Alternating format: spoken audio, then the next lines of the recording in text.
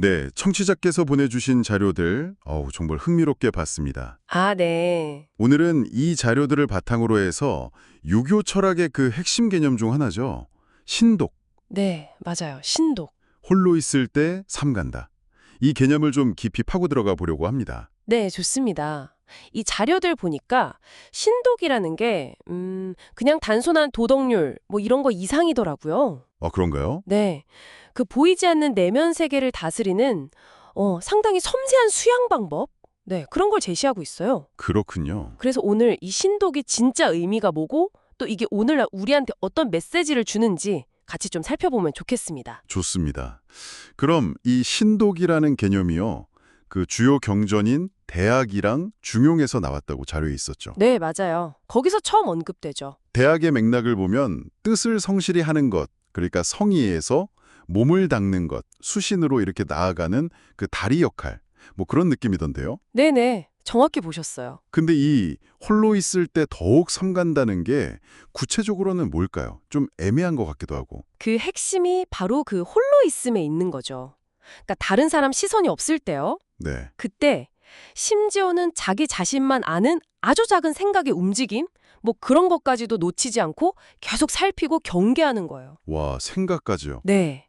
자료에 나온 비유가 재밌던데 마음속 정원의 잡초를 아주 어릴 때 뽑아버리듯이요. 아하. 나쁜 생각이나 어떤 충동 같은 게 이렇게 싹 틀 때 바로 알아차리고 딱 바로잡는 그런 내면의 귀열인 거죠. 그냥 겉으로 드러나는 행동 교정하고는 좀 차원이 다른 얘기네요, 그럼. 그쵸. 완전 다른 문제죠. 그러니까 남들이 안 볼 때 행동뿐만 아니라 아예 그 행동의 씨앗이 되는 그 생각 자체를 관리한다.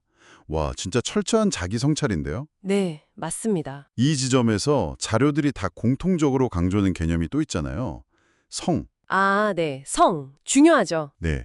이 진실함, 정성스러움이라는 성하고 신독은 또 어떻게 딱 연결이 되는 걸까요? 이게 아주 밀접하게 연결되죠. 우리가 보통 성하면 그냥 뭐 거짓말 안 하기 정도로 생각하기 쉬운데요. 네, 저도 약간 그렇게. 그쵸. 근데 유교에서 말하는 성은 훨씬 깊은 개념이에요. 자료들 설명을 보면 이건 뭐랄까 천리, 그러니까 우주의 근본 원리하고 내 마음의 도덕성이 완전히 하나가 된 상태. 우주의 원리랑요. 와, 네. 그래서 티끌 만큼의 어떤 거짓이나 꾸밈도 없는 그런 상태를 의미해요.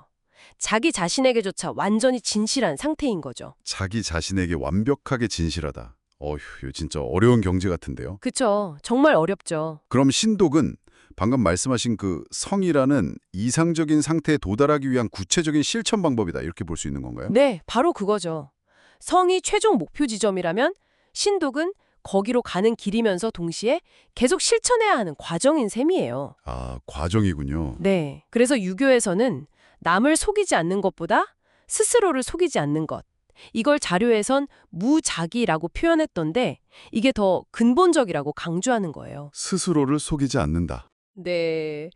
그러니까 외부 평가나 시선에 뭐 흔들리지 않고 그냥 오롯이 내면의 도덕률, 내 양심에 따라서 생각하고 행동하는 것. 그게 바로 신독의 실천인 거죠. 이렇게 지극히 개인적인 내면 소양이 그럼 사회적으로는 어떤 의미가 있는 건가요? 자료들 보면 결국 이게 개인 수양에서 딱 그치는 게 아니라 사회적인 역할로 연결되던데요. 그거 정말 중요한 포인트입니다. 유교에서는요, 개인의 내면 상태가 결국 바깥으로 드러나서 사회적 관계나 리더십에 직접 영향을 준다고 봤거든요. 아, 연결이 되는군요. 네. 자료에서 뭐 주희 같은 신유학자들이 강조했듯이 내면이 막 혼란스럽고 불성실한 사람은 진정으로 다른 사람을 이끌거나 사회에 기여할 수 없다. 뭐 이런 거죠. 하긴 그렇겠네요. 네. 홀로 있을 때의 그 진실함이 결국 사회적 신라의 바탕이 된다는 생각이에요.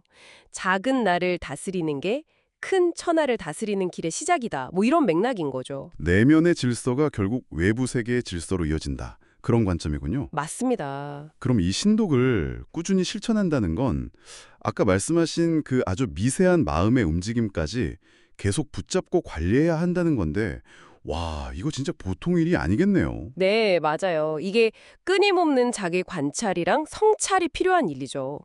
자료에서는 이걸 마음의 동요가 아직 발현되지 않은 상태, 그러니까 미발 상태까지 살피려는 노력으로 설명하더라고요. 미발. 그 아직 드러나기 전 상태요? 네, 선과 악의 갈림길에 딱 서기 전에 그 마음이 움직이는 바로 그 찰나, 그걸 포착해서 다스리려고 하는 거죠. 와, 대단하네요. 네, 그래서 뭐 이황 같은 신유학자들은 이런 엄격한 신독 수련을 통해서 궁극적으로 천인아들, 아, 천인아빌. 네, 인간과 우주자연, 즉 하늘이 하나가 되는 그런 경지에 이를 수 있다. 이렇게까지 본 거죠. 결국 종합해보면 신독이라는 건 혼자 있을 때조차 흔들리지 않는 아주 깊은 내면의 도덕성, 또 진실성, 그리고 이걸 통해서 선이라는 이상에 다가가려는 정말 치열한 수양 과정이군요. 네, 맞습니다. 동시에 이게 사회적 책임의 근본 토대도 되는 거고요.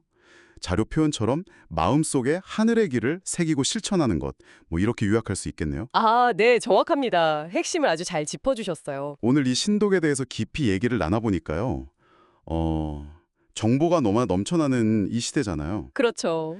이런 시대에 진정한 알미라든지 윤리적인 판단력, 이런 걸 기르려면 그냥 외부 정보를 막 받아들이는 것만큼이나 이 신독이 강조하는 내면 성찰, 그리고 자기 진실성에 대한 노력이 정말 중요하겠다.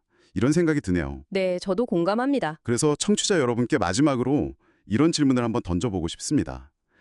요즘 뭐 온라인 소통이 거의 일상이 됐고 전통적인 의미의 혼자 있는 공간이라는 그 의미마저 좀 달라지고 있잖아요. 네, 많이 달라졌죠. 이런 시대에 보이지 않는 생각과 내면의 진실성을 중시하는 이 신독의 원리를 우리 삶, 특히 그 디지털 공간에서의 윤리의식이나 책임감 문제에 어떻게 적용해 볼 수 있을까요?